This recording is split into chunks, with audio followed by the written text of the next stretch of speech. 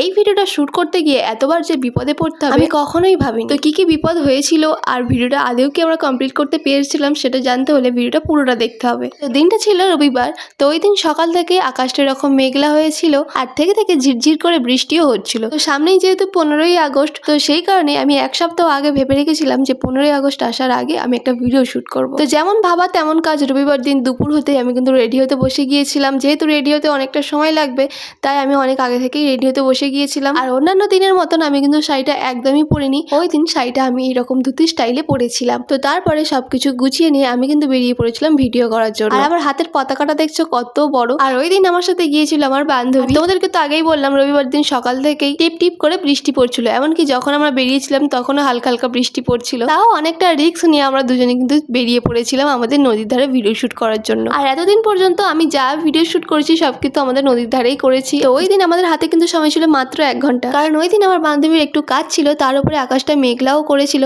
যার কারণে আমরা একটু তাড়াতাড়ি করতে চাইছিলাম। বাড়ি থেকে আমরা কিন্তু এইভাবেই সাইকেলে করে এসেছিলাম আর পতাকাটা এতটাই বড় ওইভাবে ছাড়া আনাই যাচ্ছিল না। তো কোনো রকম ভাবে আমরা ফার্স্ট শ্যুটটা কমপ্লিট করি, তারপর সেকেন্ড শ্যুটটা নেওয়ার জন্য জায়গাটা আমরা একটু চেঞ্জ করে নিয়েছিলাম। আর এই জায়গাটাতে তো আমি ডান্স স্টেপ ভুলেই গিয়েছিলাম।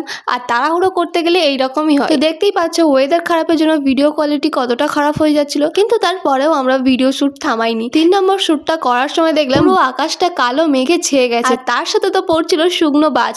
তো রবিবার দিন কার কার মনে আছে বলো তো শুকনো বাজ পড়ার কথাগুলো। আর যখন জোরে জোরে বাজগুলো পড়ছিল তখন কিন্তু আমরা নদীর ধারেই ছিলাম। আর জানো তো বাজগুলো এমন ভাবেই পড়ছিল মনে হচ্ছিল এই বুঝি আকাশটা দুভাগে ভাগ হয়ে গেল। এগুলো যখন চোখের সামনে হচ্ছিল আমরা দুজনেই ভীষণ ভয় পাচ্ছিলাম।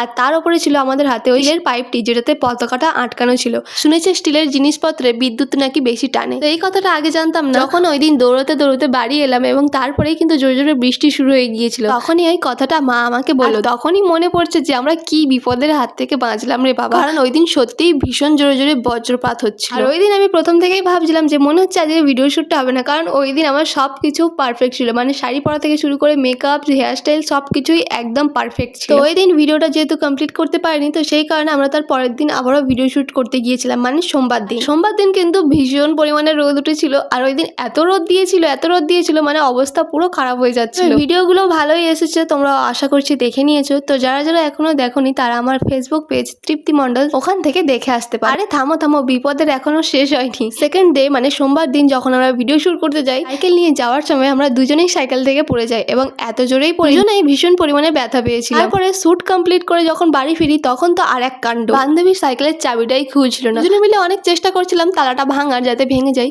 কিন্তু তাও হচ্ছিল না। তো শেষ পর্যন্ত কটা দাদা এসে আমাদেরকে সাহায্য করলো, তারপরে আমরা বাড়ি এসেছিলাম। সত্যি বলতে এরকম